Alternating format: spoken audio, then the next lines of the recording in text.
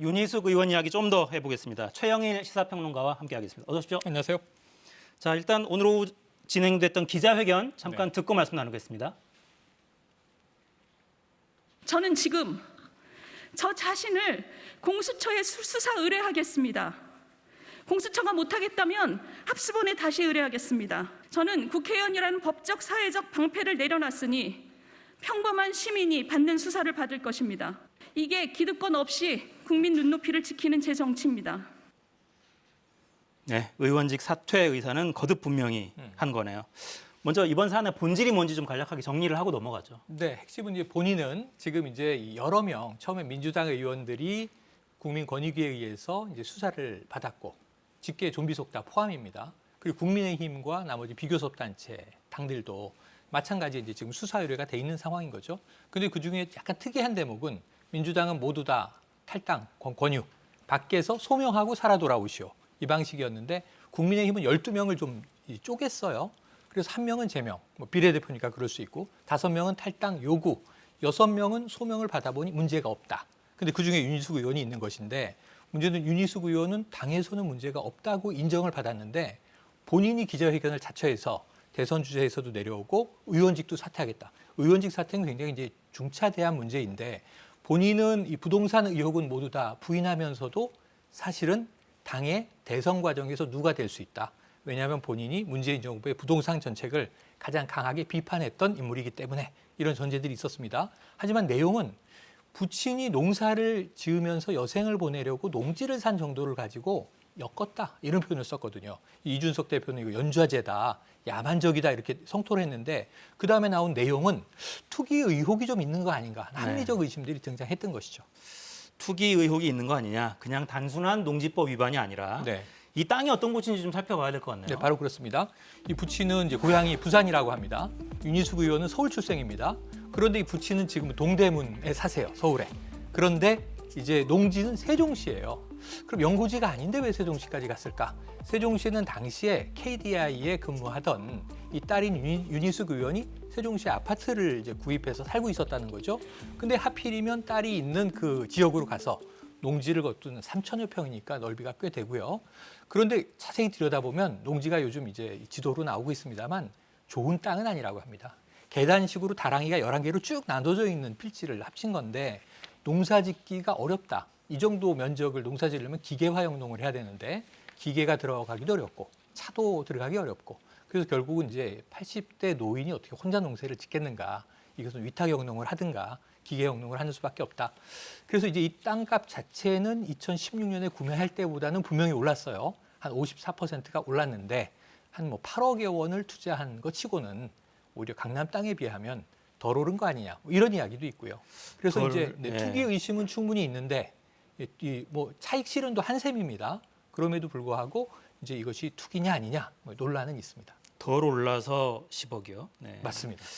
일단 땅값이 오르긴 올랐는데 국가산단 계획 때문은 아니다. 그러니까 아까 그 지도를 보면 국가산단하고 좀 거리가 떨어져 있기도 하더군요. 근데 산단 입주는 토지 가격의 긍정적인 요소가 아니다라고 윤 의원 오늘 설명하기도 하더군요. 윤 의원이 오늘 가장 분노했던 대목이 뭐냐면 투기에 본인이 연루돼 있다는 의심이에요. 이것도 합리적인 의심이긴 해요. 세종시의 KDI에서 특히 국가산단을 건립할 때 예비 타당성 조사를 하는 프로젝트를 KDI가 담당을 했는데 그러면 내부 정보가 여기에 산단이 들어오면 땅값이 오르지 않겠어? 이런 정보가 좀 공유되지 않았을까 하는 의혹이 있고 이 의혹은 사실은 LH에서는 그대로 투기로 연결됐던 거예요. 말단 직원들까지도 그 미공개 정보를 가지고 어찌 보면 이제 3기 신도시 주변에 땅을 다 샀던 거 아닙니까? 그래서 지금 KDI도 전수조사하라 이런 얘기도 여권에서 나오고 있는 상황인데 어쨌든 윤희숙 의원은 예타 조사를 내가 알 수 있는 위치가 아니었다. 그때는 이제 이 재정복지 분야의 전문 연구자로서 관리자였는데 문제는 지금 KDI 원장한테 요구를 하고 있습니다. 나의 그 전산 접속 기록을 다 공개해서 내가 그 정보에 접속하지 않았다는 거, 접근하지 않았다는 것을 좀 입증해달라 이렇게 요구를 했는데 이것도 부분적이에요. 그렇죠. 왜냐하면 점심 식사하면서 야 여기 산단 들어온대. 사실은 인적 정보로 전달되지 누가 전산 접속해서 정보를 빼냅니까? 조직에 근무를 하면 본인이 분노하시는 건 이해가 되지만 억울할 수 있지만 또 합리적인 의심과 의혹을 해명하는 차원에서는 지금 하는 이야기들은 좀 부분적인 이야기들이다. 이렇게 볼 수도 있겠습니다. 네, 그러니까 오늘 기자회견 과정에서 이렇게 이야기했어요. KDI 내에 별도 센터에서 진행하는 예타 예비 타당성 조사 정보에 접근하는 것은 불가능하다. 자신은 재정복지정책부장으로 재직했었다. 네, 이렇게 맞습니다. 설명을 했습니다. 근데 그렇죠. 정보는 따로 인편으로 말로 전해줄 수도 있고 네. 서류를 만들어줄 수도 있고 그래서 여러 가능성이 사실은 있으니까. 앞으로 KDI가 정말 전수조사의 대상이 될지 모르지만 이게 LH 3기 신도시 주변 땅 투기와 똑같은 과정이라면 시작은 어디서 하냐면 산단 2개가 들어와 있는데 농지가 있는 거예요. 세종시 안에 편입돼 있는 땅입니다. 그렇다면은 이 땅이 지금 많이 오르진 않았지만 2016년 당시에는 산단도 들어오고 상당히 오를 것인 기대감이 있었다는 거예요. 부친의 인터뷰를 들어보면 사실은 건물을 사러 갔다가 농지가 좀 오를 거다 하는 생각이 들어서 샀다. 사실은 이제 투기적 목적이 있었다는 걸 또 어느 정도는 인정하는 발언도 나왔는데 문제는 이 지역의 여러 필지들, 땅들이 땅의 소유주부터 찾아 올라가는 거거든요.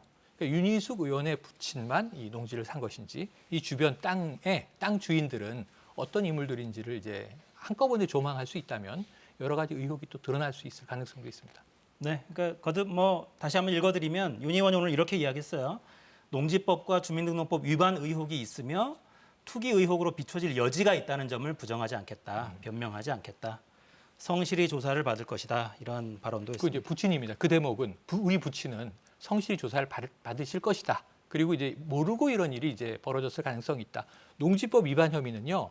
문제는 이게 참 애매한 땅인데 결국은 이 노인이 직접 혼자 경작을 할 수 없는 상황이니까 위탁 영농을 하고 연간 쌀 7가마를 받았다는 거예요. 근데 이러한 거래와 계약이 일상적이지 않다. 그래서 이제 국민권익의 입장은 이런 대목들이 결국은 이 법이 허용하는 범위 내의 위탁 영농은 아니지 않느냐. 농지법 위반 혐의하고 그다음에 주소지는 계속 동대문에 있다가 잠깐 또 그쪽 세종시로 주소를 옮겼다가 다시 또 서울로 옮겨오거든요. 이런 부분에서 이제 주민등록법 위반 혐의가 소지가 있다라고 본 것입니다. 그러니까 주소지를 저렇게 짧게 옮기는 게 일반적이진 않아요. 일반적이진 않죠. 네. 2016년에 땅을 사고 지난해까지는 주소지는 그냥 서울이었는데 올해 들어와서 잠깐 옮겼다가 다시 또 올라온 상황이 돼버렸어요.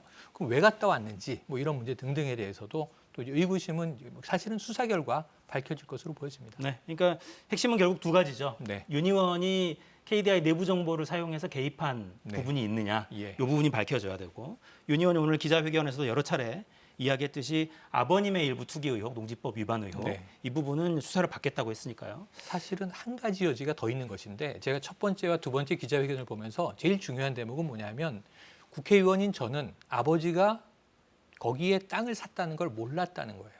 근데 사실은 2014년에 윤희숙 의원은 세종시에 있고 그리고 2016년에 아버지는 같은 세종시에 땅을 사요. 아버지의 땅이 있고 딸의 집이 있는데 이 딸은 오래 알았다는 거예요. 이 땅의 존재를. 그럼 2016, 17, 18, 19, 20, 5년 동안 아버지가 농사를 지으러 시골을 왔다 갔다 하시는데 그것이 내 인근 지역에 계셨다는 것을 몰랐다는 게 이야기가 되나.